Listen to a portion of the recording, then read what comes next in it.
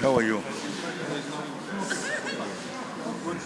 Oh, this is Nnamdi Kanu's case, yes, which is a recurring decimal in our judicial process since 2015, and it will continue to be until the courts do the needful and the government does the needful. This particular one is an originating summons, which was filed on the 7th of April, 2022. And it was before this honorable court, the Honorable Justice Inyang Eko of the Federal High Court, Abuja. Essentially, we are asking for determination of certain questions. Whether the extraordinary rendition by force, after torture, after blindfolding, after being chained, after being put in an isolated, solitary confinement of Nnamdi Kanu from Kenya, where he had voluntarily entered as a British citizen on the 19th of June 2021, and then forcibly renditioned back to Nigeria on the 27th of June 2021, whether it accords with local and international laws, and whether it accords with Section 15 of the Extradition Act, laws of the Federation of Nigeria, 2004. We are invoking what we call the doctrine of specialty also.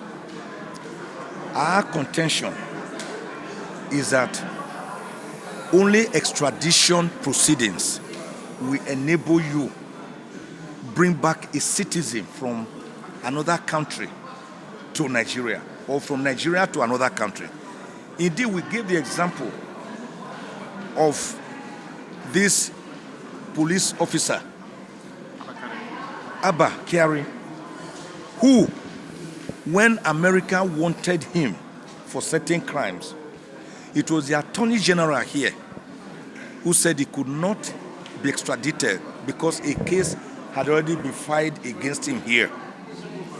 On the contrary, it is the same Attorney General that masterminded the forcible extraordinary rendition of Nnamdi Kanu from Kenya to Nigeria, without following due process, without following the extradition process.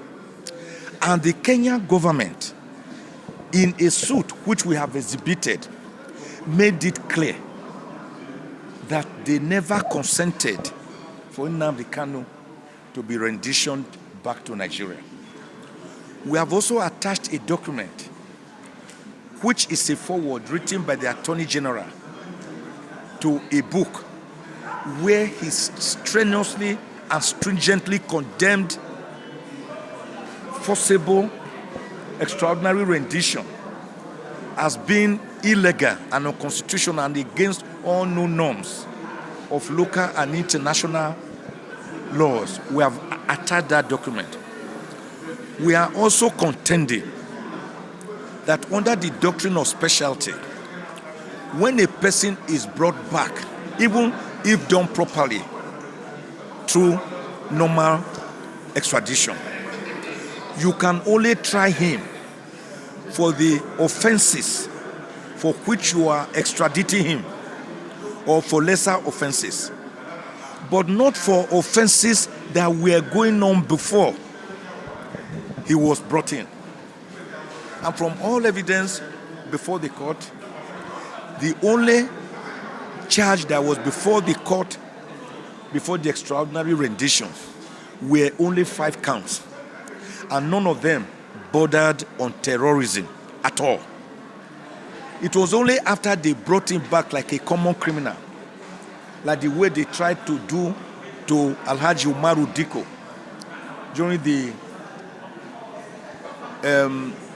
during the time of Buhari, after he overthrew President Shehu Shagari, and the man was drugged and put in a crate before eagle-eyed British police officers discovered him in a crate, drugged.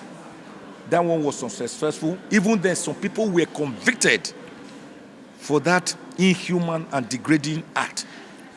So, ironically, it is under the same Buhari, this time as a civilian democratic president, that we're also seeing this happening.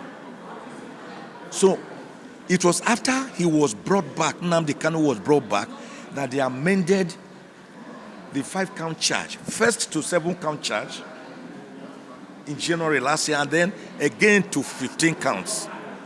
Don't forget that this government that said they were ready to prosecute Nnamdi Kanu, whether for acts of terrorism or non-terrorism, have amended their charge 7 times, 7 whopping times.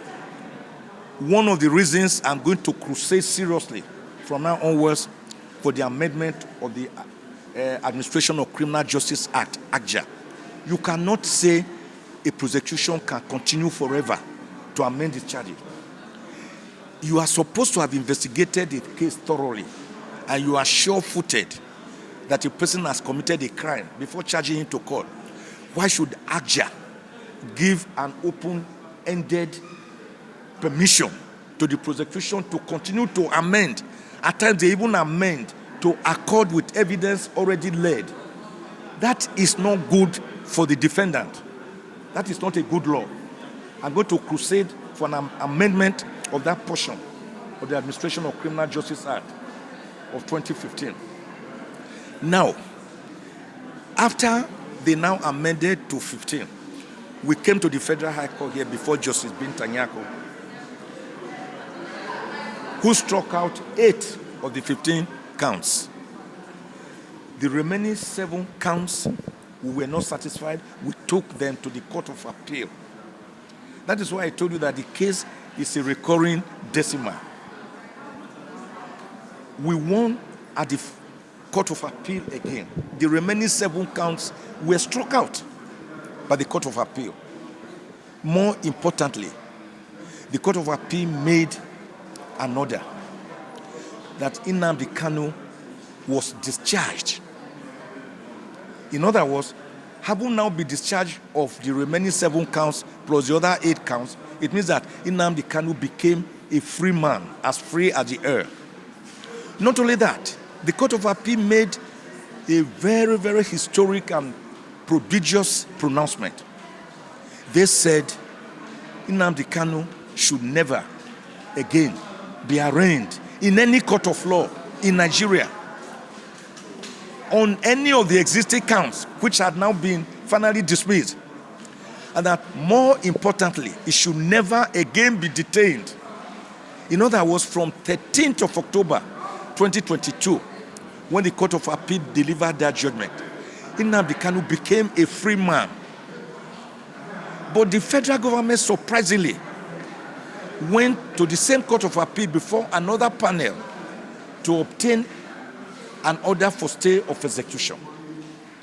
So we are having a sorry situation, a very, very pathetic situation, where the federal government of Nigeria, a whole federal government of Nigeria, went to court to get an order for stay of execution of the liberty of its own citizen. Because that is, in effect, what the order meant. Compare with America, for example, from where we borrow our presidentialism. America will go to a country. They will go and take out their citizen, even if kept in a cell, a solitary confinement, because they believe in the humanity of their citizens. But here is a federal government dehumanizing its own citizen, committing act of terrorism against its own citizen. Against its own citizen. That's what the federal government has been doing. Now, they then appealed to the Supreme Court since 18th of October 2022. After they appealed, they started stalling. They will make sure the matter did not go on. They will file processes, they will not serve us. Of course, the matter again came up just last week. And the Supreme Court, being very busy with all these time-bound election, petition, and pre-election matters, graciously gave us the 14th of September this year to come and take the main appeal. I believe that God will do the needful. So the case here, therefore, is predicated because we filed this case even before the Court of Appeal judgment. This case was filed 7th of April 2022. The Court of Appeal judgment was 13th of October 2022.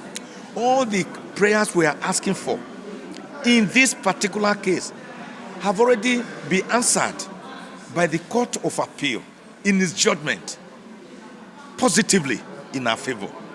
So it means that by the grace of God, the 50 billion naira damages from the federal government for the brutal treatment of Nnamdi Kanu and its extraordinary rendition, and the 100 million naira we are claiming as cost for the suit are good to go by the grace of God. So this case has been adjourned now to the 7th of July for us to have an argument. Sorry? 11th of July. 11th of July. For us to have a bite and possibly have a judgment by the grace of God. So Nnamdi Kanu's case, until the federal government allows Nnamdi Kanu to go, until the federal government frees Nnamdi Kanu, his case will continue to be like a whitlow on your index finger that gives you sleepless night. His case will continue to be like the hunchback. The hunchback person is always carrying a luggage. Whether you are lying down, you are lying on a luggage. If you are lying face down, you are carrying the luggage on your head. It is a matter that will not go away until Nnamdi Kanu is released. I want to refer the federal government to Exodus 8:19 and see what happened to Pharaoh when Moses told him, "Let my people go." Continuously, "Let my people go." And Pharaoh will not allow them to go. The littlest of insects, a louse, a gnat, was what the Egyptian magicians hired by Pharaoh could not conjure. And so when the magicians saw what was happening, they went to Pharaoh and said, "This matter is beyond us. This is actually the art of God. So let these people go." But what happened? Pharaoh's ears were deadened or deafened, just as the ears of the federal government appear to have been deafened in this case. And we all saw the consequences for Pharaoh, how they were drowned in the Red Sea that was parted, and how it was covered for the Israelites to pass through. God first opened it for them to pass through, and then converted it to drown the Egyptians. I don't want that to happen to the federal government. So again and again, for the third time in about 10 to 12 days, on bended knees,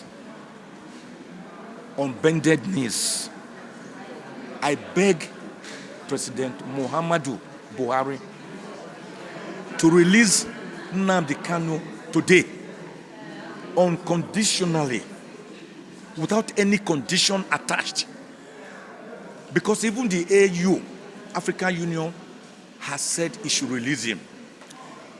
Even the United Nations Human Rights Commission has said it should release him since July 2022.